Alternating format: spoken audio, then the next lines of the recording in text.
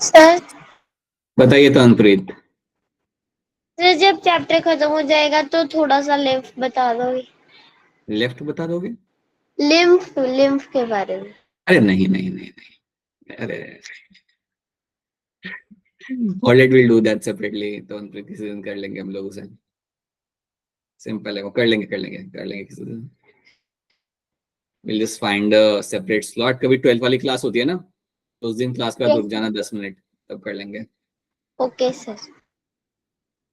और एक्चुअली यहाँ से स्टार्ट करते आगे बढ़ते हैं यहाँ पे। एंड हाँ जी Disha, good evening. And Deepika, good evening. And all the people who have just joined, good evening. आइए करिए, टाइम पे आया करिए आप लोग। आई नो आप सब लोग बिजी रहते हो, लाइक निकालिए थोड़ा टाइम हमारे लिए भी। And please come on time. Alright, ठीक है। So we have discussed this thing. I think we have seen this. The basic circulation is, I think all of you are clear with कि आपका blood कहाँ से कहाँ होता है और कहाँ पे जा रहा था, उसको मैं रिपीट नहीं करूंगा, राइट? तो always you should know that blood will come from the right atrium से जाएगा राइट वेंट्रिकल के अंदर, और राइट वेंट्रिकल से वो जाएगा आपके लंग्स की तरफ, और वो लंग्स की तरफ जाएगा वाया किसके थ्रू जाएगा? वो पल्मोनरी आर्टरी। बिल्कुल सही, बहुत बढ़िया, right. Similarly I will find कि मेरा जो ब्लड होगा लेफ्ट आर्टरियम में, लेफ्ट आर्टरियम से मेरा ब्लड आएगा लेफ्ट वेंट्रिकल के अंदर, और लेफ्ट वेंट्रिकल से the blood will go through out the body via iota. Iota. Aorta. के थ्रू आउट द बॉडी जाएगा, ठीक है। अगर आपसे कोई पूछे कि राइट आर्टरियम के अंदर आपका ब्लड कौन लेके आ रहा है, देन आपका सिंपल आंसर आपके यहाँ पे superior and inferior vena cava. Superior vena cava आपके सामने यहाँ पे है, and you have the inferior vena cava, इनके थ्रू आपका यहाँ पे ब्लड आता है राइट आर्टरियम के अंदर। ये मत सोचना ये नीचे से आ रहा है तो यहाँ पे रिलीज करोगा ब्लड को, ये नीचे से जो आपके आ रहा है blood vessel, it is also dumping the blood in the right atrium, ठीक है। लेफ्ट आर्टरियम के अंदर भी आपको जो ब्लड आ रहा है आपका यहाँ पे, it is coming via pulmonary vein. हाँ जी, ये पल्मोनरी वेन के थ्रू मेरा ब्लड आ रहा है मेरे यहाँ पे लेफ्ट आर्टरियम के अंदर, एंड देन वहां से हो जाता है आपका लेफ्ट वेंट्रिकल के अंदर। तो इतनी बार आपको यहाँ पे याद रखनी है, the right side will have the deoxygenated blood and the left side will be having the oxygenated blood. So इतनी चीज हम यहाँ पे देख चुके हैं। These are the things we have seen. You have bicuspid, tricuspid valve हमने यहाँ पे देखा था, और एक और याद रखना, उसके अलावा हमने एक और वाल्व यहाँ पे बात किया था क्लास खत्म होने के पहले, that was my semilunar valve. You also have a semilunar valve. Semilunar valve जो आपका यहाँ पे होता है, the semilunar valve you have, तो इसको आपको याद रखना है। ये इसमें आपको दो मिलेंगे, आपको दो सेमिलुनर वाल्व आपको यहाँ मिलते हैं। एक होता है हमारे यहाँ पे pulmonary semilunar valve, you will have a pulmonary semilunar valve. Pulmonary semilunar valve आपको मिलेगा दो लोकेशंस के बीच में। So I be finding that between the right atrium and pulmonary artery. So right atrium और पल्मोनरी आर्टरी के बीच में मुझे मिलेगा मेरे यहाँ पे पल्मोनरी सेमिलुनर वाल्व। याद रखना, यहाँ पे होगा मेरा यहाँ पे, this is going to be my pulmonary semilunar valve, right. On the other hand जो आपका दूसरा वाल्व यहाँ पे आपका होता है, जो हमने लास्ट टाइम भी डिस्कस किया था, that was my aortic semilunar valve. Semilunar valve, अब aortic सेमिलुनर वाल्व आपको मिलेगा between my left atrium, sorry यहाँ पे मैंने atrium, right ventricle, left ventricle से लेके aorta के बीच में। सो यहाँ से लेके यहाँ पे आपको जो वाल्व दिखेगा, यहाँ पे आप थोड़ा देख नहीं पाओगे, लेट मी मेक दिस। यहाँ पे जो आपको यहाँ पे वाल्व मिल रहा है, this valve over here is my aortic semilunar valve. So ये आपको यहाँ पे याद रखना है, this is one thing you have to know. Valve जो भी आपके यहाँ पे बाइकस्पिड, ट्राइकस्पिड हो या सेमिलर वाल्व हो, यू शुड नो दैट इनका काम होता है to avoid the backflow of blood. इनका काम होता है अपने बैकफ्लो ऑफ ब्लड को यहाँ पे अवॉइड करना। सो ये चीज आपको यहाँ पे याद रखनी है। नाउ मस्कुलेचर ऑफ हार्ट, तो आपका हार्ट बना हुआ है एक मसल्स के साथ, like it is made up of your muscles, and आपके यहाँ पे जो सेल्स आपको मिलते हैं, you call them as your cardiac cells, और the cells you have in the heart is going to be your cardiac cells. अब आपका हार्ट जो आपका यहाँ पे होगा, जिसमें आपके कार्डियक सेल्स आपके यहाँ पे लगे हुए, so you have to know that कि आपका जो हार्ट है, ह्यूमन हार्ट की अगर मैं यहाँ पे बात करूँ, या मैं आपके मेजॉरिटी ऑफ द मैमल्स की अगर मैं हार्ट की बात करूँ यहाँ पे, so it is going to be myogenic heart. So हमारा जो हार्ट यहाँ पे होगा, that is going to be myogenic in nature. Myogenic का मतलब यहाँ पे ये होता है कि आपका हार्ट आपकी इम्पल्स, आपकी नर्व इम्पल्स खुद से जनरेट करता है। The heart can generate its own nerve impulse. So अपना हार्ट खुद से अपनी यहाँ पे नर्व इम्पल्स हमेशा जनरेट कर सकता है। इसलिए याद रखना your heart is going to be myogenic in nature, the heart can generate its own nerve impulse.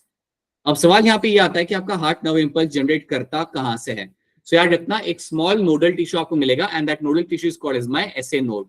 So have a small nodal tissue, और ये जो एसए नोड आपको यहाँ पे मिल रहा है, this SA node, sino arterial node, जो एसए नोड यहाँ पे आपको मिलेगा, आपसे सवाल पूछा जाएगा कि एसए नोड होता कहाँ पे, तो आपको बताना है it is always there in the right atrium के अपर साइड पे, so on the upper side of the right atrium. ठीक है, you can very clearly see the SA node is something I will be finding in the right atrium के upper side पे, आपको मिलेगा ये देखने के लिए। सो राइट आर्ट्रियम के अपर साइड पे you will have the presence of my SA node, SA node आपको मिलता है राइट आर्ट्रियम के अपर साइड पे। तो ये हो गया मेरा यहाँ पे वो टिश्यू जहां से मेरा नर्व इम्पल्स जनरेट होगा। याद रखना एसए नोड को मैं इवन कहता हूँ यहाँ पे as a pacemaker, SA node को इवन मैं यहाँ पे बोलता हूँ as a pacemaker. So ये जो एसए नोड होगा यहाँ से एक नर्व इम्पल्स जनरेट की जाएगी और 1 मिनट के अंदर 72 टाइम्स आपकी नर्व इम्पल्स यहाँ पे जनरेट की जाती है। सो उसका एक रिदम यहाँ पे मेंटेन रहता है जिसकी वजह से आपका हार्ट पंप करता है 72 times per minute. So SA node is known to be called as my pacemaker. अब एसए नोड से जब नर्व इम्पल्स आपकी जनरेट होती है तब क्या होता है। सो जैसे मेरी एसए नोड से नर्व इम्पल्स जनरेट करेगी तो सबसे पहली चीज मेरी यहाँ पे क्या होगी, मेरे आर्टरिया जो यहाँ पे होंगे दोनों के दोनों वो मेरे कॉन्ट्रैक्ट करेंगे। सो जब एसए नोड से नर्व इम्पल्स जनरेट होती है तो याद रखना my both atria, my right atrium as well as my left atrium, दोनों के दोनों मेरे यहाँ पे कॉन्ट्रैक्ट करेंगे। So will find arterial contraction will happen because of this. So जैसे ही अपना काम चालू करता है the first thing which will happen is going to be my arterial contraction. Arterial contraction आपका यहाँ पे होता है। जैसे ही आपका आर्टरियल कॉन्ट्रैक्शन आपका यहाँ पे होगा तो जो भी आर्टरिया में आपके यहाँ पे ब्लड था वो आपका नीचे आ जाएगा आपके वेंट्रिकल्स के अंदर। अब एक बात आप यहाँ पे याद रखना कि आपके जो यहाँ पे वाल्व है ना, ट्राइकस्पिड और बाइकस्पिड वाल्व, ये आपके ओपन है, ये अभी खुले ही है आपके, ये आपका गेट है जो आपका खुला है अभी भी। ठीक है, तो अगर आप सोचो कि अगर आपका यहाँ पे वाल्व ओपन है, यहाँ पे जो वाल्व अगर आपके यहाँ पे दोनों वाल्व अगर आपके यहाँ पे ओपन है तो थोड़ा बहुत तो ब्लड तो वैसे ही नीचे आना चाहिए। सोचो ना, अगर ब्लड ऊपर है और अगर यहाँ पे गेट खुला हुआ है तो थोड़ा बहुत ब्लड तो आपका वैसे ही नीचे आ जाना चाहिए। समझ आ रही है आपको मेरी बात? Certain amount of blood come in the ventricles directly. ठीक है, तो आपका सर्टेन अमाउंट ऑफ ब्लड तो आपका बिना आर्टरियल कॉन्ट्रैक्शन के भी नीचे आ रहा होता है। ये बात याद रखना कि certain amount of blood will be coming in the your particular ventricles even without the arterial contraction. तो एक सर्टेन अमाउंट ऑफ ब्लड आपका बिना आर्टरियल कॉन्ट्रैक्शन के आपका नीचे आ रहा होता है आपके वेंट्रिकल्स के अंदर। बाकी जो रिमेनिंग आपका यहाँ पे 30% ब्लड हो जाता है वो आपका आता है after the arterial contraction.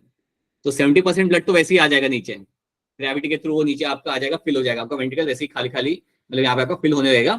But जब आपका आर्टरियल कॉन्ट्रैक्शन होगा तो रिमेनिंग 30% ब्लड भी आपका नीचे यहाँ पे आ जाता है। सो ये बात आपको याद रखनी है कि आर्टरियल कॉन्ट्रैक्शन के पहले से ब्लड आना यहाँ पे चालू करता है और जब कॉन्ट्रैक्शन यहाँ पे होगा तब रिमेनिंग 30% ब्लड भी आपका यहाँ पे नीचे आपका यहाँ पे आ जाएगा। अब जब मेरा यहाँ पे ब्लड नीचे आ जाता है, जब मेरा वेंट्रिकल्स में यहाँ पे मेरा ब्लड आ जाता है तो ये तो चलो मेरा ब्लड यहाँ पे आ गया। हमने अब यहाँ क्या देखा, we have seen the role of the SA node. SA node ने नर्व इम्पल्स जनरेट किया, आर्टरिया कॉन्ट्रैक्ट हुआ। अब ये नर्व इम्पल्स कहाँ पे जाएगा, this nerve impulse now will go towards the AV node. अब ये मेरा नर्व इम्पल्स यहाँ से निकल के जाता है मेरा एवी नोड के पास। So now this nerve impulse will go towards the AV node. Now this nerve impulse will go towards the AV node. अब जब मेरा नर्व इम्पल्स एवी नोड के पास जाता है जो आपको यहाँ पे दिखेगा, सो आपसे पूछा जाएगा कि एवी नोड कहाँ पे होता है, देन आपका आंसर यहाँ पे होगा AV node is seen in the right atrium in the lower corner, in the lower side of the right atrium we will find the AV node. So upper side पे आपको मिला था आपको यहाँ पे एसए नोड, राइट, और lower side पे आपको मिलेगा देखने के लिए आपको यहाँ पे एवी नोड। अब एवी नोड जो आपको यहाँ पे होता है इसको हम इवन कहते हैं एज अ पेस सेटर, इसको हम इवन बोलते हैं एज अ पेस सेटर। अब एवी नोड यहाँ पे क्या करेगा, एवी नोड अपनी नर्व इम्पल्स को भेजेगा towards the ventricles. So AV node क्या करता है, अपनी जो नर्व इम्पल्स वहां तक पहुंच चुकी है वहां से नर्व इम्पल्स को भेजता है आपके वेंट्रिकल्स तक। कैसे भेजेगा, यूजिंग सम चैनल। क्या चैनल वो यूज करेगा, it will use a channel of my bundle of His. So एक चैनल यहाँ पे यूज किया जाता है, that channel is called as my bundle of His. तो बंडल ऑफ हिस की मदद से आप क्या करते हो, अपने नर्व इम्पल्स को आगे भेजते हो वेंट्रिकल की तरफ, और अगर आपके नर्व इम्पल्स को सारे वेंट्रिकल्स के सारे कॉर्नर तक भेजना है तो आपको यूज करना पड़ेगा यहाँ पे something called as my Purkinje fibres. Purkinje fibres, तो आप यहाँ पे देख पा रहे हो पर्किंजिन फाइबर्स। इनकी मदद से I am actually able to send the nerve impulse throughout the ventricles. तो यहाँ पे हो क्या रहा है, जब मेरा एवी नोड से पहले मेरा नर्व इम्पल्स जाएगा बंडल ऑफ फिश के अंदर, सो you can C have a bundle, right bundle and left bundle, और राइट या लेफ्ट बंडल और ब्रांच आउट करेंगे और आपके थ्रेड लाइक स्ट्रक्चर्स आपको बनते हुए मिलेंगे उसमें से, and those thread like structures are called as my Purkinje fibre. जैसे मेरे पर्किंजिन फाइबर के थ्रू मेरा नर्व इम्पल्स वेंट्रिकल्स तक पहुंचेगा, मेरे वेंट्रिकल्स वहां पे कॉन्ट्रैक्ट करेंगे। So as soon as my nerve impulse will reach to the ventricles, I will find my ventricles will undergo contraction. मेरे वेंट्रिकल्स यहाँ पे कॉन्ट्रैक्ट करेंगे, और जैसे मेरे यहाँ पे वेंट्रिकल्स कॉन्ट्रैक्ट करते हैं, याद रखना अब मेरा ब्लड जाएगा राइट वेंट्रिकल से, from the right ventricle it will go towards the lungs, from the left ventricle it will go towards the through out the body. ये चीज आपके यहाँ पे होगी। सो इतनी बात पहले आपको यहाँ पे याद रखनी कि मेरा एसी नोड और एवी नोड यहाँ पे मेरा क्या कर रहा है। So it should be very very very clearly known to you that how my SN node and AV node is going to work। और आपको ये चैनल याद रखना है, SN node से AV node से bundle of his, and bundle of his से you will find Purkinje fiber के थ्रू मेरा नर्व इम्पल्स में वेंट्रिकल तक पहुंचाऊंगा। इतनी चीज आपको यहाँ पे याद रखनी है। सेकंड चीज आपको याद रखना है कि आपका हार्ट है मायोजेनिक, सो वो अपनी नर्व इम्पल्स खुद जनरेट कर सकता है। इसलिए आपने नोटिस किया होगा कि अगर आप हार्ट को बाहर निकालते हुए तभी आपका वो पंप करता रहता है, वो आपका काम करता रहता है कुछ टाइम के लिए, उसके बाद वो बंद हो जाता है। कोई बताएगा वो बंद क्यों जाता है? काम करता खुद से वो, अगर इतना ही उसे इंडिपेंडेंट रहना है तो बाद में भी काम करता हुआ है, इट गेट्स बंद हो जाता है वो एक टाइम के बाद। डॉक्टर साहब बताइए क्यों हार्ट एक टाइम के बाद बाहर निकल कर बंद हो जाता है काम करना? सर ऑक्सीजन सप्लाई नहीं मिल पाती उसको, ऑक्सीजन सप्लाई नहीं हो पाती वहां पे उसको। सिंपल सी बात है, अगर आपके हार्ट को ऑक्सीजन सप्लाई मिलेगा नहीं, ब्लड वेसल से आपकी वहां तक पहुंच नहीं रही, ऑक्सीजन सप्लाई मिलेगा नहीं, that will stop working over there.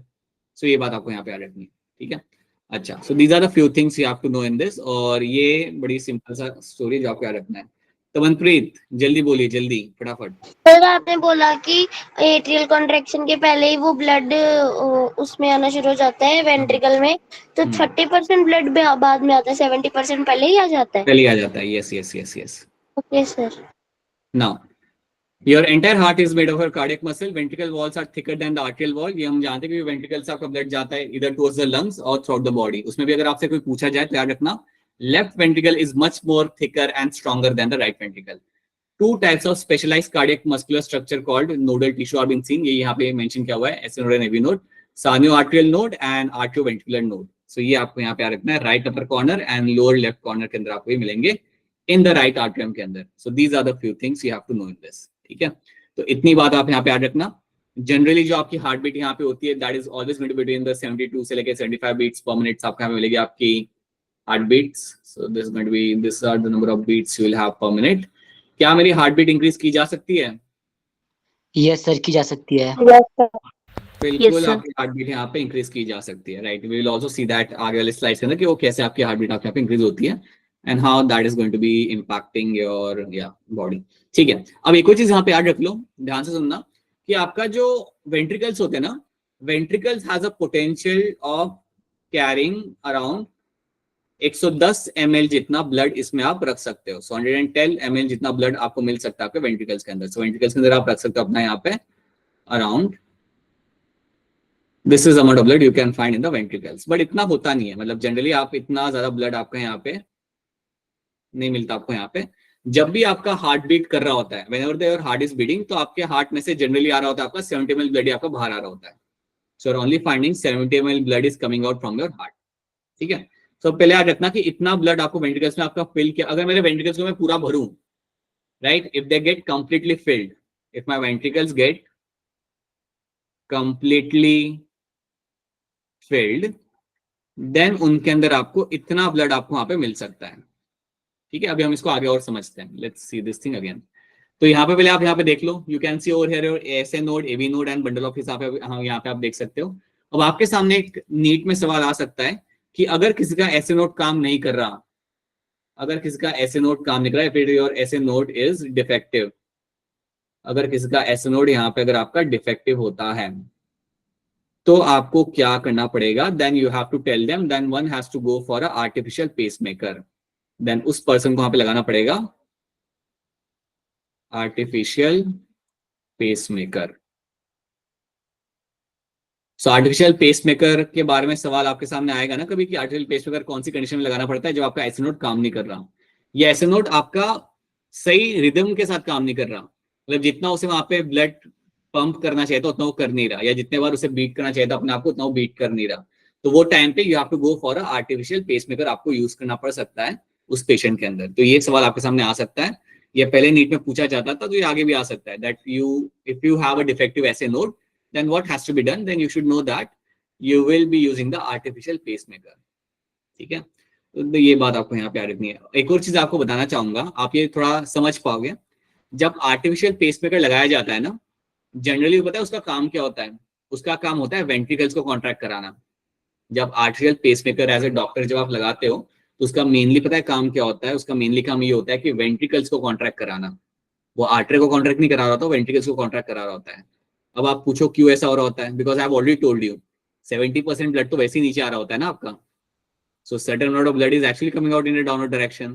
तो आपको जो नीचे आ चुका है उसको आपको पहुंचाना है थ्रू आउट द बॉडी, ये आपका ऑब्जेक्टिव है। So the pacemaker which have been installed in the person's body, right, वो आपके जनरली ट्रिगर करते हैं ventricular contraction. So I think you are able to understand कि वहां पे वैसा क्यों करा जाता है, बिकॉज यू नो कि वेंट्रिकल्स के अंदर ब्लड तो वैसे ही फील हो रहा होता है। अच्छा, अब एक और बात यहाँ पे याद रख लो, जब आपके वेंट्रिकल्स कॉन्ट्रैक्ट करेंगे, जब आपके वेंट्रिकल्स कॉन्ट्रैक्ट करते हैं तो वो टाइम पे आपका आर्टरियोवेंट्रिकुलर वाल्व बंद हो जाएगा। याद रखना, when your ventricles undergo systole, when your ventricles undergo systole, so वो टाइम पे आपको क्या होते हुए मिलेगा? आपके आर्टरियोवेंट्रिकुलर वाल्व बंद हो जाएंगे। So will find your atrioventricular valve will get closed। ये जो वाल्व आपके होते हैं दैट मींस आपका बाइकस्पिड और ट्राइकस्पिड वाल्व जो आपके यहाँ पे होगा दैट विल गेट क्लोज्ड। अब जैसे ही मेरे यहाँ पे वाल्व बंद होते हैं, तुरंत जैसे मेरा वेंट्रिकल्स कॉन्ट्रैक्ट करेंगे, तो आपको ध्यान रखना है कि आपका ब्लड पीछे ना जाए। आप समझो इस बात को कि जैसे आपके वेंट्रिकल्स कॉन्ट्रैक्ट करते हैं, you have to ensure that कि आपका ब्लड आगे जाए टुवर्ड्स द लंग्स और टुवर्ड्स द बॉडी, बट वो पीछे आर्टरिया में ना जाए। तो उसके लिए आप क्या करते हो, यहाँ पे जो आपका वाल्व होगा ये आपके यहाँ पे बंद हो जाएगा। Suddenly you will find the valve will gate close during the ventricular contraction. और जब ये मेरा यहाँ पे वाल्व बंद होगा तो वहां पे एक आपका साउंड क्रिएट होगा and that sound over there is called as my lub sound. So याद रखना, जब मेरे आर्टरियो वेंट्रिकुलर वाल्व बंद होते हैं वो टाइम पे आपका यहाँ पे साउंड क्रिएट होता है and that sound is called as my lub sound. That sound over there is called as my lub sound. ठीक है, तो ये बात आपको यहाँ पे याद रखनी है। और जब मेरा वेंट्रिकुलर सिस्टोल होता है तो आप एक और चीज यहाँ पे रखना, कुछ वाल्व मेरे ओपन हो जाएंगे, जो बंद पड़े थे वो मेरे ओपन हो जाएंगे and those valve is going to be your semilunar valve. जो मेरे सेमीलुनार वाल्व जो मेरे यहाँ पे थे, योर सेमीलुनार वाल्व जो आपके यहाँ पे होते हैं, दे विल गेट ओपन जब आपका यहाँ पे होगा वेंट्रिकुलर सिस्टोल। तो आप यहाँ पे देखो, यहाँ पे पीछे आओ आप, यहाँ पे let me show you over here. See, जैसे आपका वेंट्रिकल्स आपके कॉन्ट्रैक्ट करेंगे तो याद रखना यहाँ पे जो आपके वाल्व होंगे ना, ये आपके ओपन, ये पहले बंद होते हैं, ये पहले लेकिन ये आपके ओपन हो जाएंगे। So they will get open over there. Suddenly आपके ओपन हो जाएंगे, तो यहाँ पे भी आपका जो वाल्व है, यहाँ पे भी आपका जो वाल्व है, ये आपका ओपन हो जाएगा। ये ओपन इसलिए हो रहा है ताकि आप ब्लड को आगे भेज सको, ताकि आपका ब्लड जाए लंग्स की तरफ या आपका ब्लड जाए लेफ्ट आर्टरियम से throughout the body. So याद रखना, at that point of time I will find my semilunar valve will get open. तो ये इतनी बात आपको यहाँ पे याद रखनी है। यहाँ पे भी आप देख सकते हो अपने एसए नोड एवी नोड को। ठीक है ना, एक इंपॉर्टेंट पॉइंट याद रखना, you have something called as my chordae tendineae है। Chordae tendineae is the fibrous cord. ये जो आपको यहाँ पे दिख रहा है ये एक आपका फाइब्रस कॉर्ड है और ये आपका निकल रहा होता है आपके आर्टरियोवेंट्रिकुलर वाल्व से। मिट्रल वाल्व हो गया, ये आपका बाइकस्पिड वाल्व हो गया, राइट, वहां से ही आपके फाइब्रस कॉर्ड निकल रहे होते हैं। So these are my fibrous cord. So यहाँ पे मेंशन करता हूं मैं आपको यहाँ पे, these are my fibrous cord, these are your fibrous cord.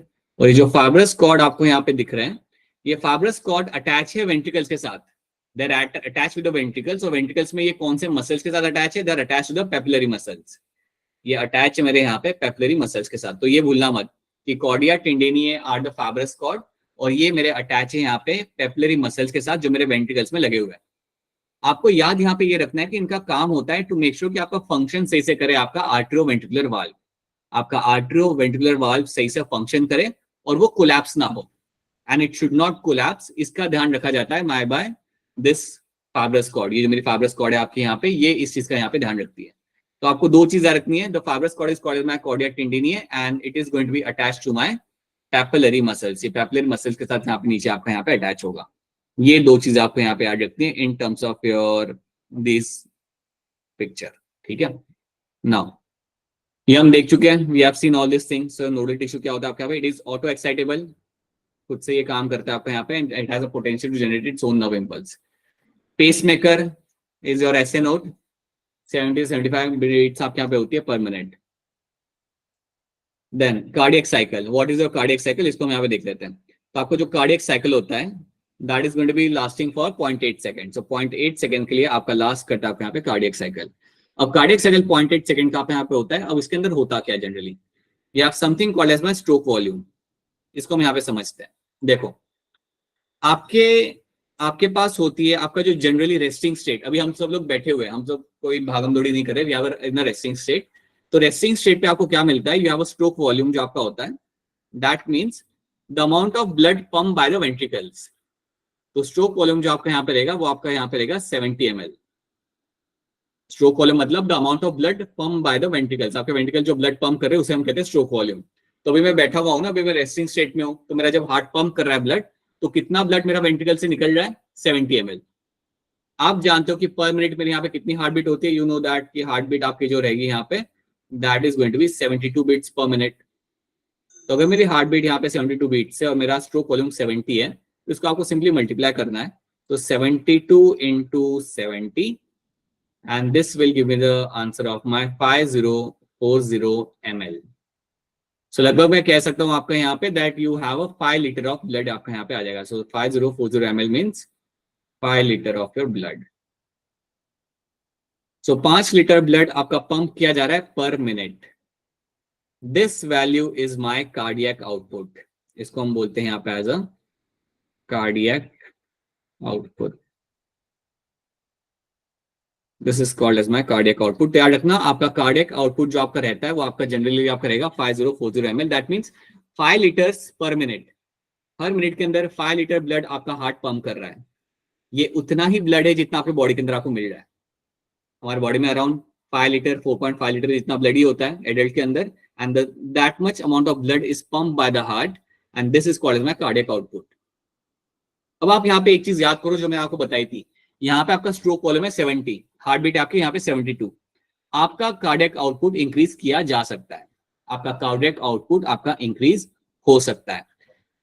मैंने अगर आपको याद हो तो बताया था कि आपके वेंट्रिकल्स की कैपेसिटी कितनी होती है, कितना ब्लड वेंट्रिकल्स अपने अंदर रख सकते हैं मैक्सिमम, 110 राइट 110 ml अपना ये आपका होता है यहाँ पे मैक्सिमम कैपेसिटी आपकी होती है, maximum capacity of your ventricles, maximum आपके वेंट्रिकल्स अपने यहाँ पे स्टोर कर सकते हैं।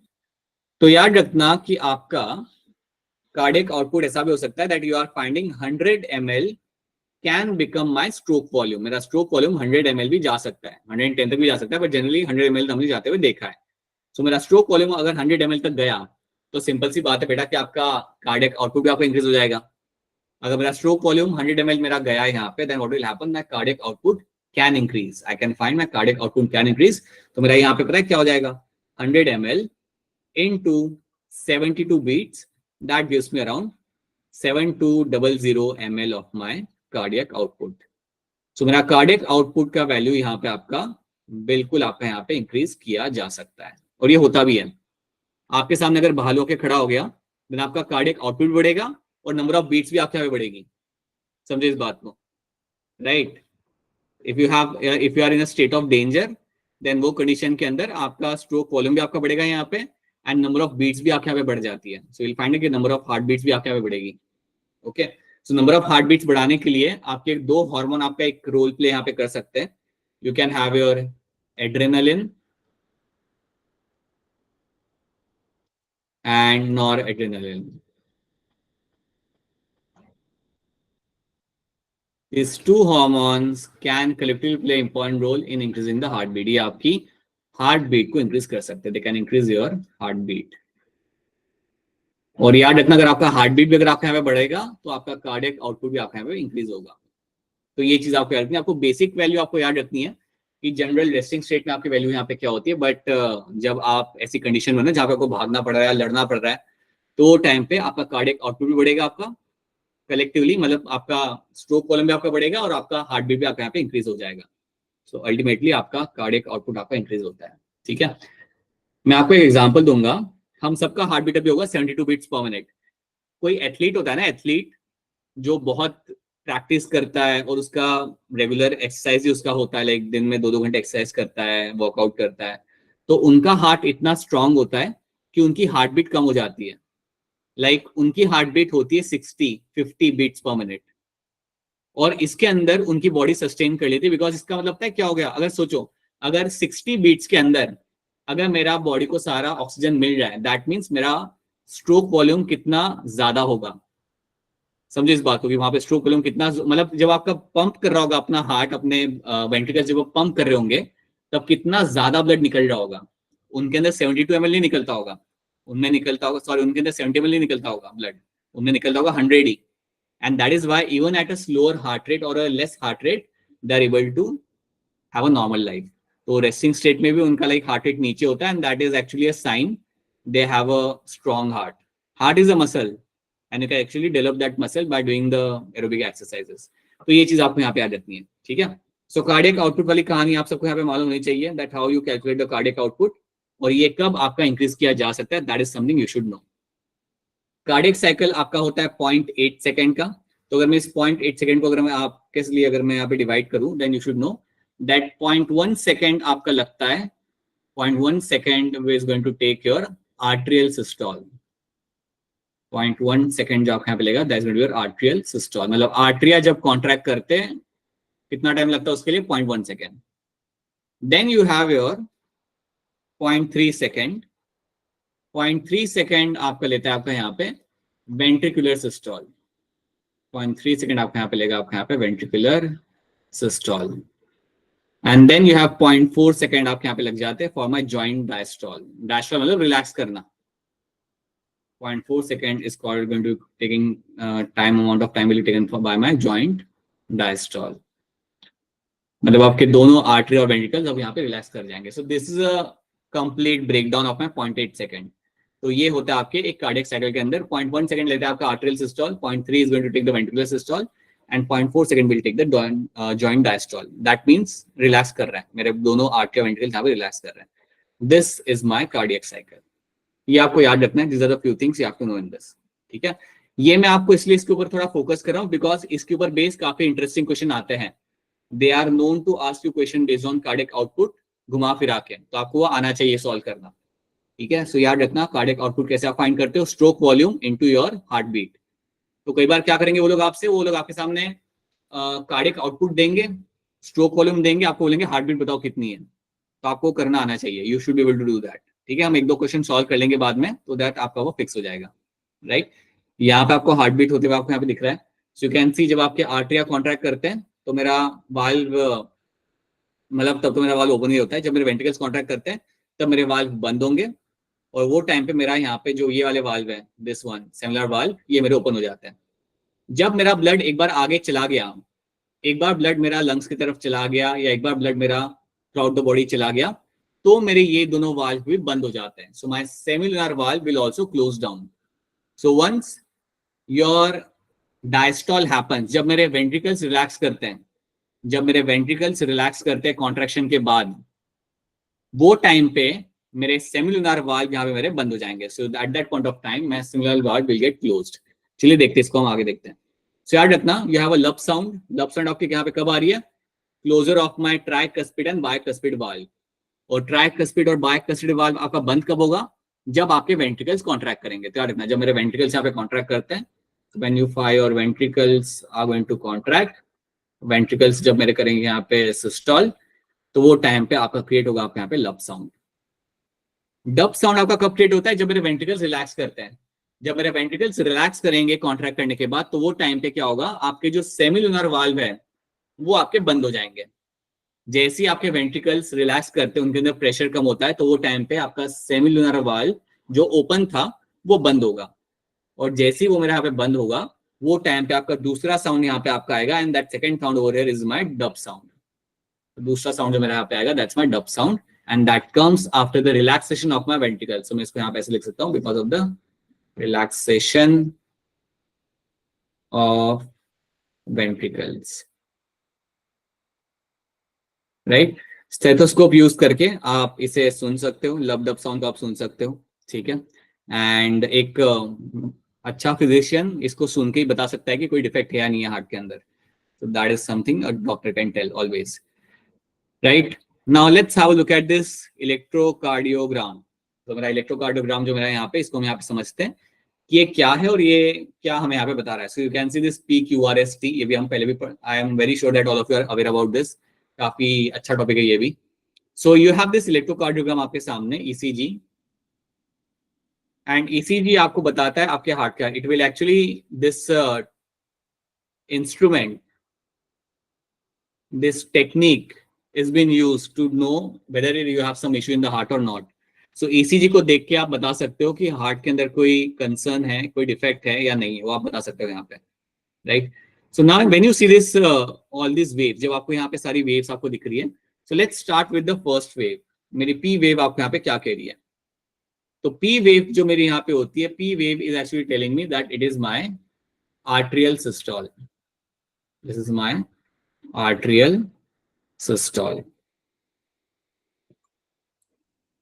आर्टेरियल सिस्टोल मतलब मेरा आर्टरिया यहाँ पे मेरा कर रहा है यहाँ पे कॉन्ट्रैक्ट।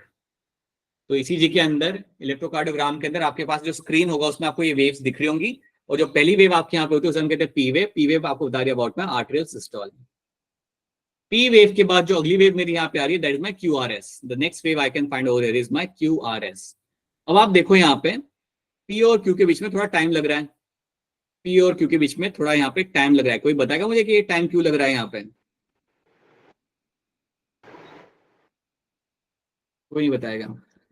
P और Q के बीच में आपको यहाँ पे टाइम क्यों लग रहा है? यहाँ पे आपके हिसाब से क्या लग रहा है? Why we are taking some time over here?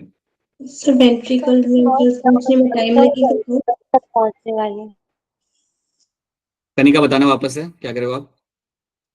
Sir because nerve impulse जो है वो वेंट्रिकल्स तक पहुंचने के लिए टाइम ले रहे हैं। राइट, जो मेरे यहाँ पे नर्व इम्पल्स है वो वेंट्रिकल्स तक पहुंचने में थोड़ा टाइम लेंगे। सिंपल सी बात है बेटा, आप लोग जानते हो कि आर्टरिया कॉन्ट्रैक्ट हो गया, लेकिन वहां से मेरा नर्व इम्पल्स मेरा बंडल ऑफ फेस पर्किंजिन फाइबर के थ्रू पहुंचेगा मेरे वेंट्रिकल्स तक, तो उतना पहुंचने में आपको यहाँ पे टाइम लगता है। It will take some time over there, and क्योंकि आपका यहाँ पे थोड़ा टाइम लेगा, दैट इज वाई आपको यहाँ पे डिस्टेंस देखने के लिए आपको मिल जाएगा। And then you will have the QRS। Now QRS जो आपका यहाँ पे है, the QRS condition over here is going to stand for my ventricular systole. So this is going to be telling me about my ventricular systole. Ventricular systole. और एक और चीज आप यहाँ पे याद रखना, यहाँ पे instead of systole they can also use a term like my depolarization of my ventricles. यहाँ पे आप even term use systole के लिए आप एक और term यहाँ पे use कर सकते हैं, that is my depolarization. That's the same thing.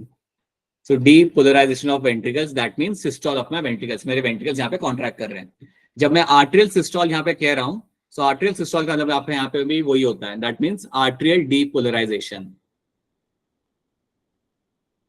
It is also called as my arterial depolarization.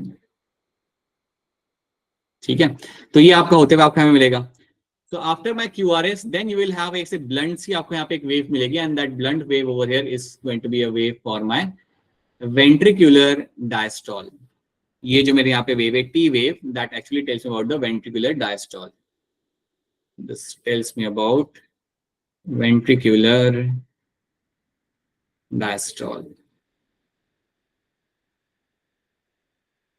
अब डायस्टोल के लिए, जैसे हम सिस्टोल के लिए डीपोलराइजेशन यहाँ पे टर्म इस्तेमाल कर रहे थे, वैसे डायस्टोल के लिए मैं यहाँ पे यूज कर सकता हूँ मेरे यहाँ पे टर्म, दैट्स माय रीपोलराइजेशन.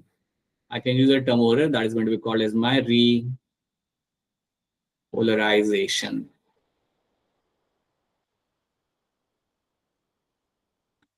तो ये चीज आपको यहाँ पे याद रखनी है. सो यह आर्टेरियल सिस्टोल, यह वेंट्रिकुलर सिस्टोल एंड यह वेंट्रिकुलर डायस्टोल.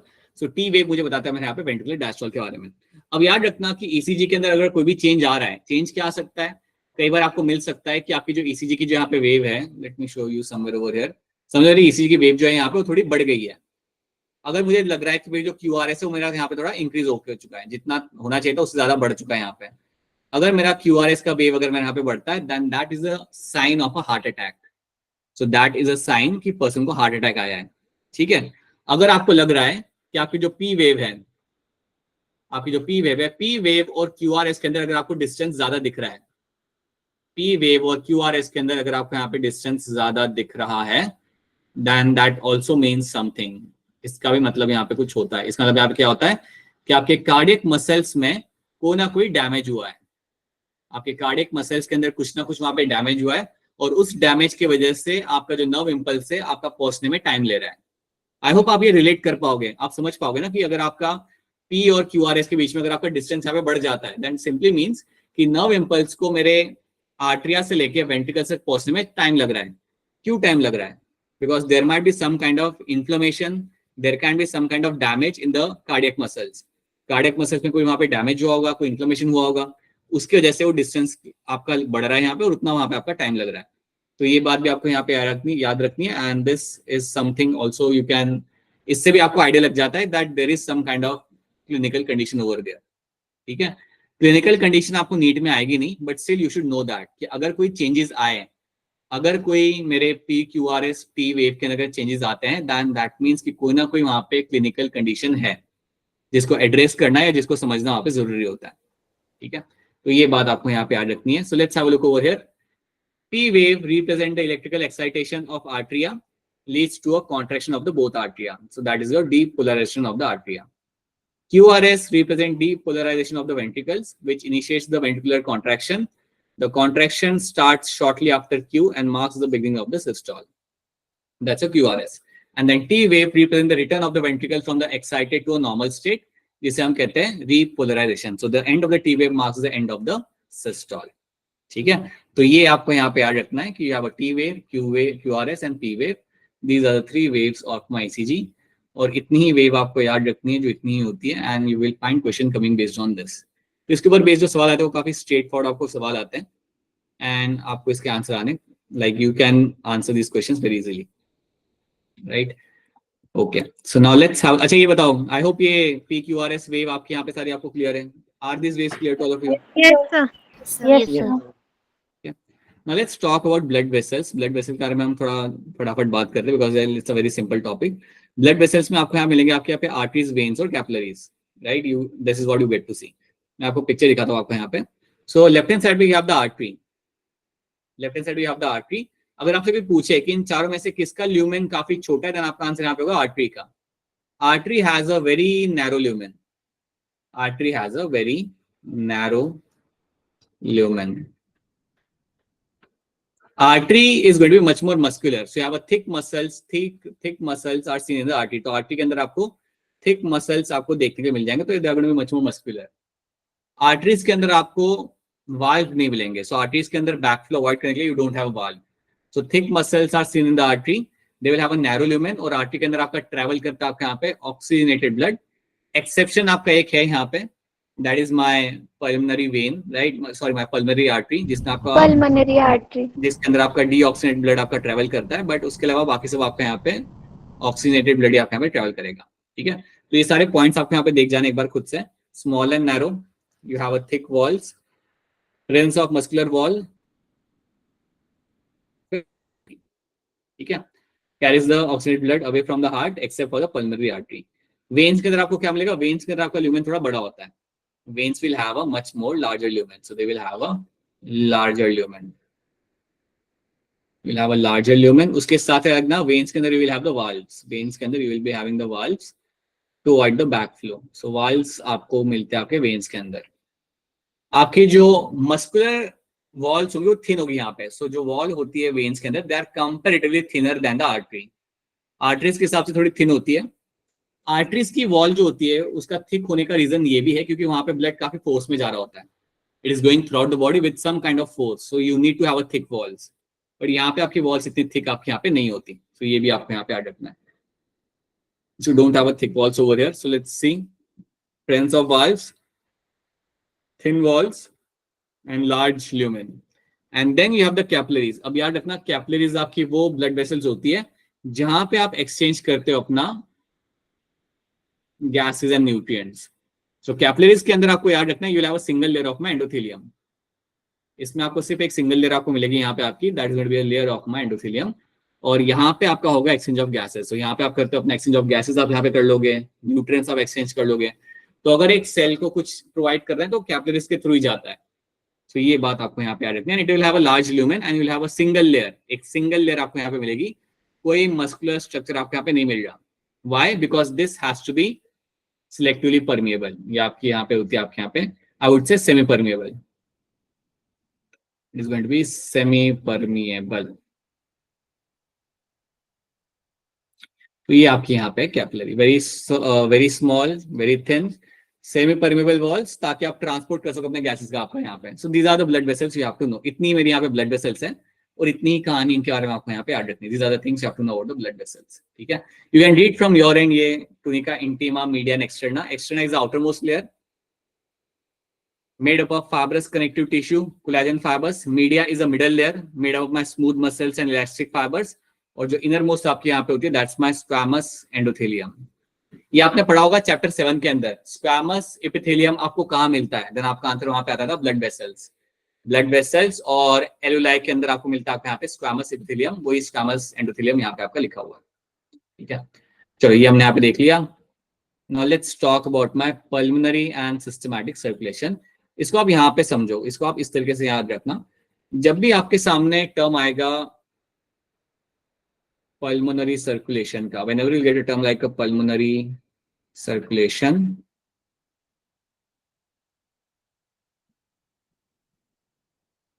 तो आपको क्या करना है? आपको याद रखना है कि आपकी कहानी यहाँ पे कहां से स्टार्ट होगी, from where the story is going to start.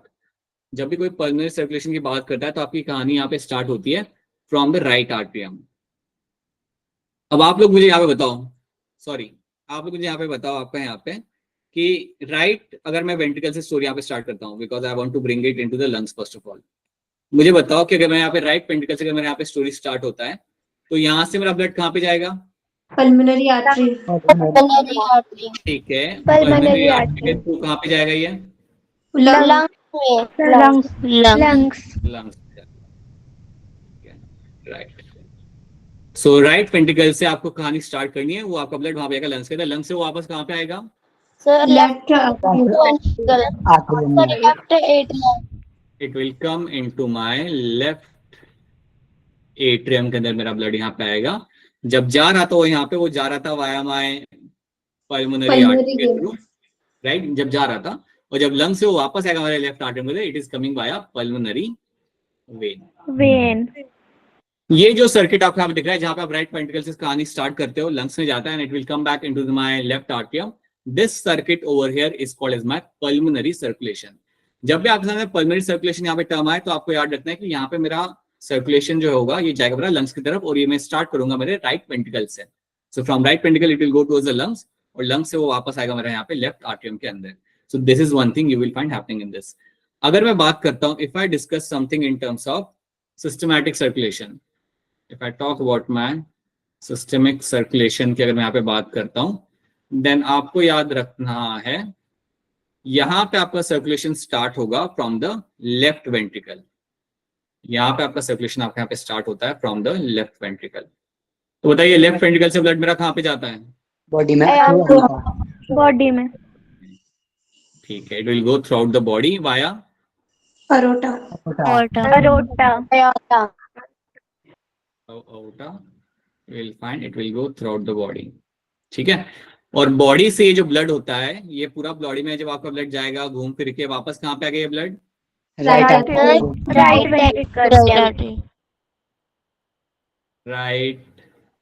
Atrium. Superior और इंफीरियर वेना के वजह से घूम फिर के आपका ब्लड वापस आ रहा है आपका राइट आर्टरियम के अंदर। ये जो सर्किट हम यहाँ पे देख रहे हैं, this circuit which are seeing over here, this circuit is a circuit of my systemic circulation, जहां पे आपका ब्लड जो ऑक्सीजनेटेड आपके यहाँ पे ब्लड है, it will go throughout the body, will travel and then again will come back into the right atrium. ये जो सर्किट है आपके यहाँ पे, that is my systemic circulation. तो यही दो आपको सर्कुलेटरी पाथ आपको यहाँ पे याद रखना है। ब्लड का यहाँ पे मिक्सिंग नहीं हो रहा, दोनों ब्लड आपके यहाँ पे सेपरेटली ट्रैवल करते हैं, right, both the bloods are travelling separately over here, right, and they are going towards the heart twice, दो बार ये हार्ट के थ्रू आपके यहाँ पे ट्रैवल करेंगे। And this circulation over here is called as my double circulation. इसको हम यहाँ पे बोलेंगे एज अ डबल सर्कुलेशन, और ये आपको मिलेगा आपके मैमल्स के अंदर और इवन योर बर्ड्स के अंदर आपको देखने के लिए आपको यहाँ पे मिल जाता है। तो देख लो यहाँ पे क्या लिखा हुआ है। तो जब भी हम बात कर रहे हैं पल्मोनरी के बारे में, सर्कुलेशन के बारे में, so deoxygenated blood pumped by the right ventricle into the pulmonary artery is passed on to the lungs, from where oxygenated blood is carried by the pulmonary vein into the left atrium. बस ये circuit है मेरा यहाँ पे pulmonary circulation का। Systemic circulation का क्या circuit है मेरा यहाँ पे? Oxygenated blood entering the aorta is carried by a network of arteries, arterioles and capillaries to the tissues from where deoxygenated blood is collected by a systematic venules, veins, vena cava and emptied into the right atrium। तो आपका चालू आपका यहाँ पे हो रहा है right from the right ventricle से, सॉरी लेफ्ट वेंट्रिकल से थ्रू द बॉडी, और फिर घूम फिर के वापस आ जाएगा आपके यहाँ पे राइट आर्टरियम के अंदर। ये है मेरा यहाँ पे सिस्टमिक सर्कुलेशन। सो ये आपके दोनों सर्कुलेशन आपको यहाँ पे आएंगे and they are called as my collectively as my double circulation, जो आप यहाँ पे देख सकते हो। You can see the double circulation happening over here. याद रखना आपके एम्फीबियंस के अंदर यू हैव मिक्स सर्कुलेशन, वहां पे आपका सेपरेट डबल सर्कुलेशन आप वहाँ पे नहीं हो रहा था, यू हैव मिक्स सर्कुलेशन, जिससे नुकसान ये होता है कि आपको जो न्यूट्रिएंट्स रिच आपका ब्लड आपको नहीं मिलता टिश्यू को। इट्स अ मिक्स ब्लड, क्योंकि दोनों मिक्स हो रहे होते हैं वहां पे। हमारे में ऐसा नहीं होता, इट इज लाइक दोनों का पाथवे आपका बिल्कुल सेपरेट है, so you don't have a mixing of blood, आपके यहाँ पे नहीं हो रहा होता। so this is your double circulation in the human beings। ठीक है, now let's talk about my regulation of cardiac activity। आपकी कार्डियक एक्टिविटी आपके यहाँ पे हम कैसे रेगुलेट कर सकते हैं? हम जानते हैं कि हार्ट आपका होता है मायोजेनिक, ये तो हम जानते हैं खुद से अपनी हार्ट बीट जनरेट कर सकता है, बट कुछ आपके नर्व्स होते हैं जो आपके कंट्रोल कर सकते हैं आपके हार्ट को। So याद रखना, there is a part of a brain you call it as a medulla oblongata। there is a part of your brain called as your medulla oblongata, और medulla oblongata आपके cardiac activity को moderate कर सकता है, control कर सकता है। It can regulate the activity of my cardiac activity from this side. So special neural centre in medulla oblongata can moderate the cardiac function through autonomic nervous system. Autonomic nervous system में बेटा वो सारी चीजें आती है जो आप control नहीं कर सकते हैं, जो अपने आप हो रही होती है। आपने अपनी पाव भाजी खा ली, आपके पेट में जो एंजाइम सिक्रेट हो रहे हैं, they are a part of my autonomic nervous system, right. आपका कुछ आपकी हार्ट है अपने, अगर आपका लेट्स से आपका लिवर अगर फंक्शन कर रहा है, वहां से अगर आपके कोई प्रोटीन्स बन के निकल जाए, that is also controlled by my autonomic nervous system. Similarly all the involuntary activities, जितने भी आपकी इनवॉलंटरी एक्टिविटीज होती है, they all come under the autonomic nervous system. So all your involuntary activities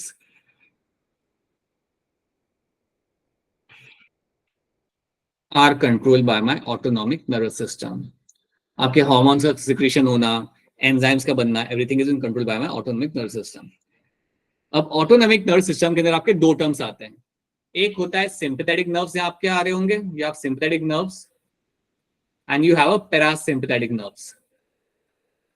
अब जब भी आपके सामने सिंपैथेटिक नर्व्स आए, they are a part of my ANS. इनका काम होता है हार्ट बीट को इंक्रीज करना।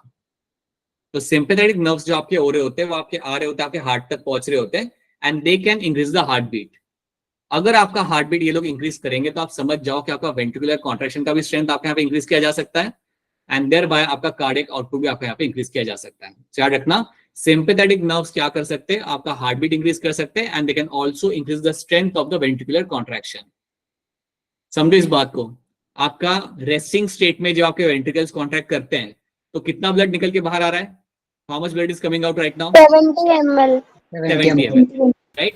अगर मैं अपने वेंट्रिकुलर कॉन्ट्रैक्शन की स्ट्रेंथ बढ़ाता हूं तो वो नंबर बढ़ेगा, देन वो 70 ml नहीं रहेगा, it can go to around 90-100 ml तक वो जा सकता है। और ये करने की जरूरत कभी कभी हमें पड़ सकती है, and that is controlled by my sympathetic nerves. ठीक है, तो मेरा हार्ट बीट भी ये लोग बढ़ा सकते हैं यहाँ पे, they can increase the heart beat, they can also increase the strength of the ventricular contraction, जिससे क्या होगा, अल्टीमेटली आपका कार्डियक आउटपुट आपका बढ़ेगा। अगर आप कोई ऐसे बंजिंग जंपिंग कर रहे हो, स्कूबा डाइविंग कर रहे हो, या कुछ ऐसे एडवेंचर स्पोर्ट अगर आप कर रहे हो, तो वो टाइम पे भी आपका हार्ट बीट बढ़ता है, कार्डियक आउटपुट आपका बढ़ता है। So they are controlling this thing, क्योंकि हमें डर लग रहा होता है ना वो करते समय, तो वो टाइम पे आपका हार्ट बीट आपके यहाँ पे बढ़ेगा। कुछ लोग का हार्ट बीट वैसे ही बढ़ जाता है, मैडम ने बोला कि मैं आज होमवर्क चेक करूंगी, वैसे उनका हार्ट बीट बढ़ जाता है। ऐसा नहीं होना चाहिए, that is not good, right. But whenever this happens, your heart beat increases, this sympathetic nerve is going to increase that. ठीक है, then you have the parasympathetic neural system. Parasympathetic का याद रखना नाम, ये आपको काम करता है, this is something is going to bring you in a calm state. So parasympathetic neural system जो आपके होता है, this is known to decrease the heart beat, ये आपके हार्ट बीट डिक्रीज कर सकता है, speed of conduction of the action potential, and thereby cardiac output. So heart beat को डिक्रीज करता है by decreasing the speed of conduction of action potential, और उसके साथ साथ आपके कार्डियक आउटपुट को भी ये नीचे ला सकता है। सो याद रखना, parasympathetic nerve is the one which can bring you in the calm state, ये आपको काम स्टेट में ला सकता है। ठीक है, तो आपसे पूछा जाएगा कि which nerves are known to bring you in the excitatory state, then आपका आंसर यहाँ पे होगा सिंपैथेटिक नर्व्स।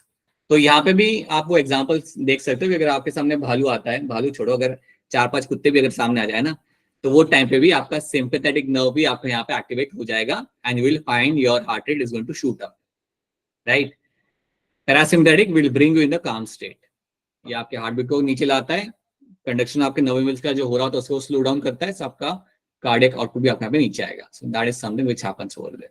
ठीक है, तो ये आपको यहाँ पे रखना है याद, those are the things you have to know. पता है आपने कभी देखा होगा, शायद टीवी पे देखा होगा आपने, कि किसी को हार्ट अटैक आ रहा होता है तो उसे तो वो लोग पहले तो ये देते हैं, डिफिब्रिलेटर यूज करके उसे शॉक देके ट्राई करते हैं to revive the person back, और जब वो काम नहीं करता तो उसे इंजेक्शन देते हैं, हार्ट के ऊपर लोग इंजेक्शन देते हैं, जैसे लाइक डालते हैं डायरेक्टली हार्ट के ऊपर एक इंजेक्शन का शॉट देते हैं। So they are giving the adrenaline का शॉट दे रहे होते हैं वो लोग, ताकि उस एड्रेनलिन के शॉट से हार्ट रिवाइव कर जाए। सो they also do that.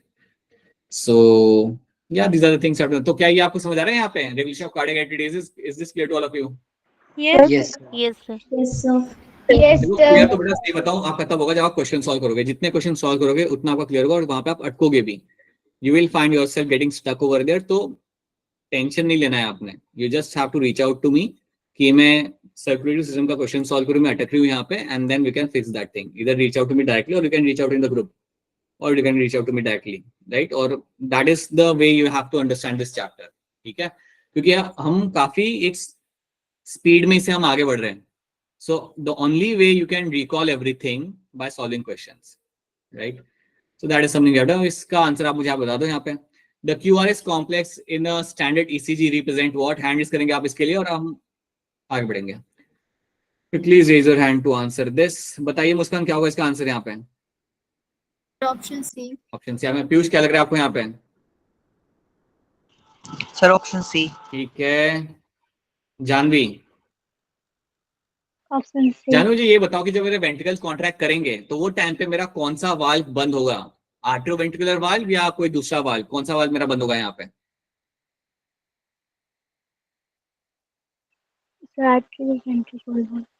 Right, मेरा आर्टरोवेंट्रिकुलर वाल्व मेरे यहाँ पे बंद होगा जब मेरे वेंट्रिकल्स कॉन्ट्रैक्ट करेंगे। आई होप सबको ये बात समझ आ रही है। When my ventricles contract my AV valve are going to close down, ताकि मेरा ब्लड पीछे वापस ना आ जाए ऑरिकल्स के अंदर या आर्टरिया के अंदर। सो यस, ऑप्शन सी बनेगा यहाँ पे एज अ करेक्ट आंसर। देख लो ध्यान से and then try to answer this.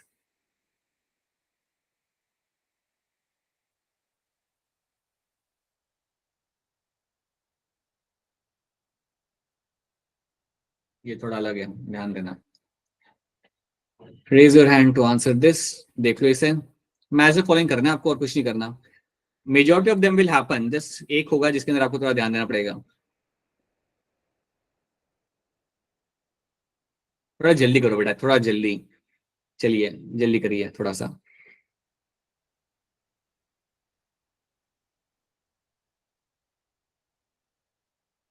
बताइए मुस्कान, बोलिए।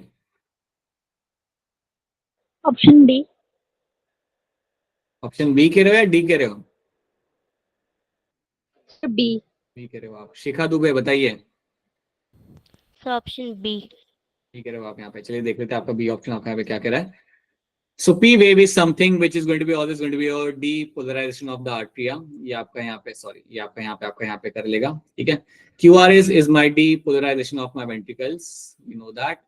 T wave is going to be a repolarization of my ventricles, ये भी हम यहाँ पे जानते हैं, right? And then you have reduction in the size of the T wave. मैंने आपको पहले बोला था कि अगर आपके PQRS T wave के अंदर कोई भी अगर आपको चेंजेस होते हुए आपको मिल जाए, then that is a clinical condition. कोई ना कोई वहां पे क्लिनिकल कंडीशन है जिसके वजह से आपको वहां पे चेंजेस होते हुए आपको मिले। So reduction in the size of T wave is going to be known to be happening in the case of my coronary ischemia. So coronary ischemia के अंदर आपको मिलेगा ये होते हुए, and that is why D के साथ मेरे यहाँ पे 3 यहाँ पे लग जाएगा। अब याद रखना, आपको ये क्लिनिकल कंडीशंस नहीं सीखनी है, you don't have to understand this clinical condition, but आपको इतना लॉजिक आपको लगाना है कि अगर मुझे एक ऑप्शन दिख रहा है जहां पे लिखा हुआ है कि यहाँ पे कुछ चेंजेस हो रहे हैं, रिडक्शन हो रहा है, इंक्रीज हो रहा है मेरे QRS के अंदर, तो you should know that it is a clinical condition. कोई ना कोई वहां पे डिफेक्ट है और उसको आप यहाँ पे इस तरीके से ढूंढ सकते हो। So that is why option B over here becomes my correct answer. इसका आंसर बता दो यहाँ पे, सिंपल ही है. Raise your hand to answer this. बताइए पीयूष क्या होगा इसका आंसर, बोलिए. Sir A option. Okay, Abhishek क्या होगा? Sir A. Monika? Sir A option. चलिए देख लेते हैं हमारे यहाँ पे. सो ट्राइकस्पिड वाल्व आप यहाँ पे जानते हो, the tricuspid valve will be always seen between your right and left, right artery and left ventricle के बीच में, ठीक है. Then you will be having your bicuspid valve. The bicuspid valve will be always seen between your left atrium and left ventricle के बीच में.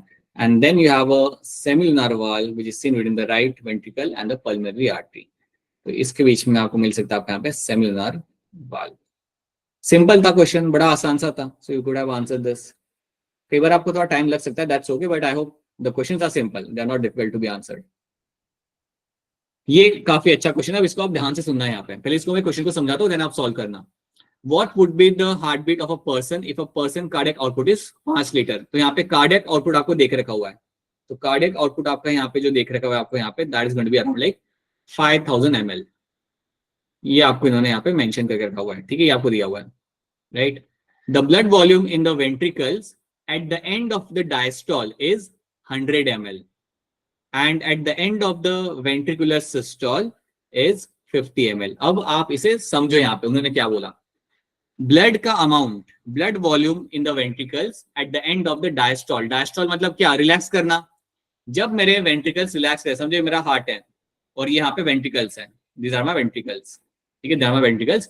जब मेरे वेंट्रिकल्स यहाँ पे रिलैक्स कर रहे हैं, जब मेरे वेंट्रिकल्स यहाँ पे रिलैक्स कर रहे हैं, तो उन्होंने क्या बोला, यहाँ पे जो मेरा यहाँ पे ब्लड है, the amount of blood you have in the ventricles is around 100 ml. कब? जब मेरे वेंट्रिकल्स डायस्टॉल कर रहे हैं, जब मेरे वेंट्रिकल रिलैक्स कर रहे हैं.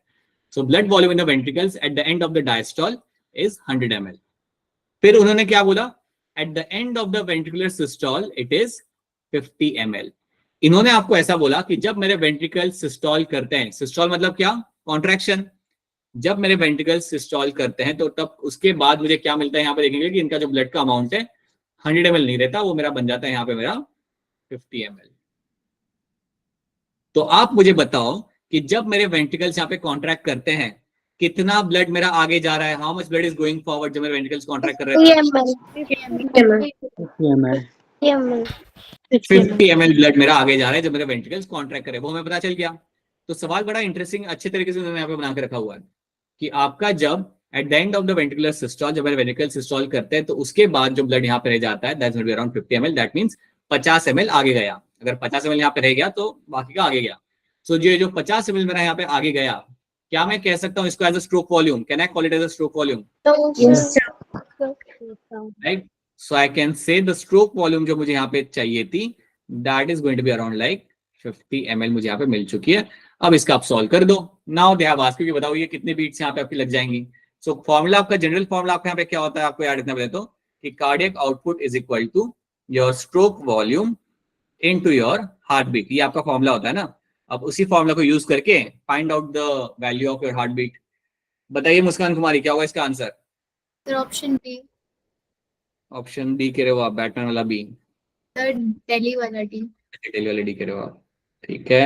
अपूर्वा क्या लग रहा है आपको यहाँ पे? तो दिल्ली वाला D. Kajal? Option D sir. आप सबका आंसर यहाँ पे बिल्कुल सही है. That is going to be a correct answer. 100 beats per minute is going to be required over here to make this happen, ठीक है. सो यहाँ पे आपको फॉर्मूला यहाँ पे आपको लगाना है, heart beat is equal to your cardiac output, जो आपको यहाँ पे आएगा 5000 divided by 50 and you will find 100 beat per minute is going to be a correct answer over here, ठीक है. अब ये क्वेश्चन तो मैंने आपको लाइक बहुत असिस्ट किया करने में, लेकिन याद रखना ऐसे क्वेश्चन घुमा के वो लोग आपके सामने पूछ सकते हैं. So that is why you have to be very careful while reading the question. और एक तरीका होता है जिसके थ्रू आप डिफिकल्ट क्वेश्चन सॉल्व करने की आदत डाल सकते हो, by solving as many as statement based question. जितने आप ज्यादा स्टेटमेंट बेस्ड क्वेश्चन सॉल्व करोगे, उतनी आपकी आदत लगेगी बड़े स्टेटमेंट को पढ़ना, समझना एंड देन आंसर करना. So if you want to have a conditioning of your brain जहां पे आप थ्योरी वाले डिफिकल्ट क्वेश्चन को आप हैंडल कर पा रहे हो, you have to solve more number of statement based question. निकाल के सॉल्व करो. 10 में से पहले 4 ही हो पाएंगे, फिर slowly with the course of time वो 6 होंगे, 7 हो गए, and then it will be a walk in a park for you. So that's how it works. To do that, then only you can have a grip on this kind of questions. ठीक है? All right. चलो बोलो बेटा बोलो. तो stroke volume तो वो होता है ना कि जितनी हम मतलब वॉल्यूम वेंट्रिकल में आ सकती है जितनी आ रही. स्ट्रोक वॉल्यूम वो होता है जो मेरे वेंट्रिकल से पंप किया जाता है बाहर. तो जब मैं अभी बैठा हुआ हूँ तो जितना ब्लड मेरा वेंट्रिकल्स पंप करे that is my stroke volume. अभी मैं रेस्टिंग स्टेट में मेरा होगा 70 ml. ठीक है? तो स्ट्रोक वॉल्यूम वो होता है जो मेरा वेंट्रिकल्स पंप करते हैं during the contraction. Okay sir. याद रखना. The heart sound dub is produced when. So दो साउंड आपकी यहाँ पे होती है, तो आपकी डब साउंड यहाँ पे कब आती है, तो हैंड रेज कर दीजिए इसके लिए फटाफट एंड आगे बढ़ते हैं. Quickly raise your hand, answer this, let's move forward. चलिए चलिए बेटा चलिए. बताइए कनिका क्या होगा इसका आंसर यहाँ पे. Sir option B. Priyanshi. Sir option B. Batman वाला भी आपके यहाँ पे सही आंसर है. जब आपके सेमिलर वाल्व आपके यहाँ पे बंद होते हैं तब आपका डब साउंड आता है.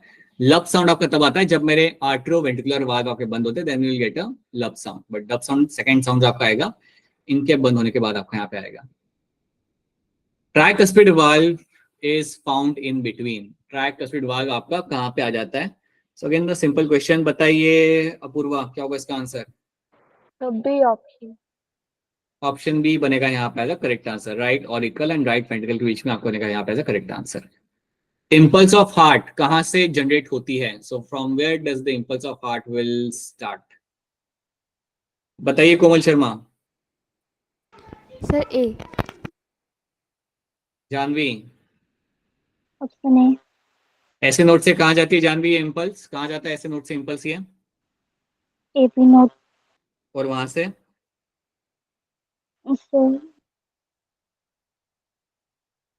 It will go to bundle of His, and then bundle of his it will go towards the Purkinje fiber. ठीक है? So that is what you find happening with your SA node. Bundle of his is a network of what? Bundle of his किस चीज का network है आपका यहाँ पे.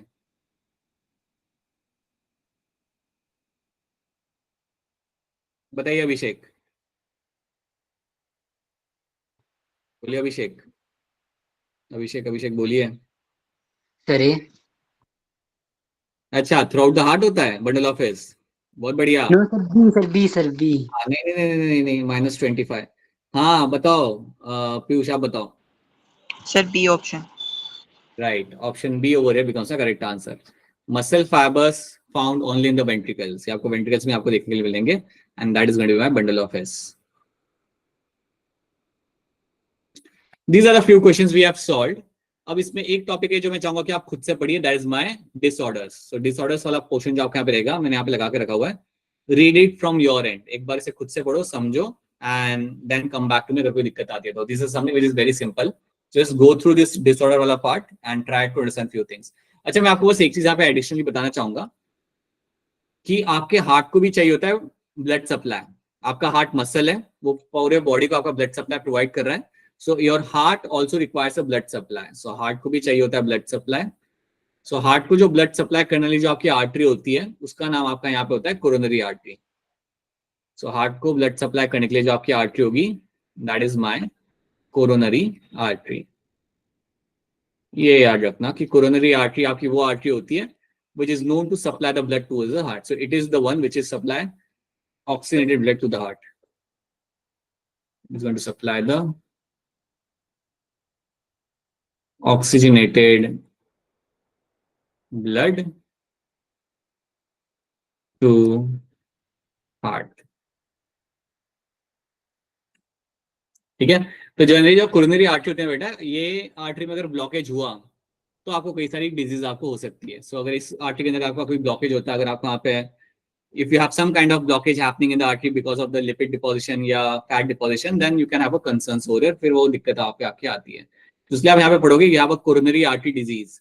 सो आपकी आर्टरी जो ब्लड सप्लाई कर रही थी हार्ट की तरफ, उसमें आपका कोई डिपोजिशन आपके यहाँ पे आ रहा है, कोई डिफेक्ट आपके यहाँ पे आ रहा है, then that is my coronary artery disease. ठीक है. तो ये चीज आपको यहाँ पे रखनी है यार. This is one thing you have to know over here. So चलिए, these are the things you have to know.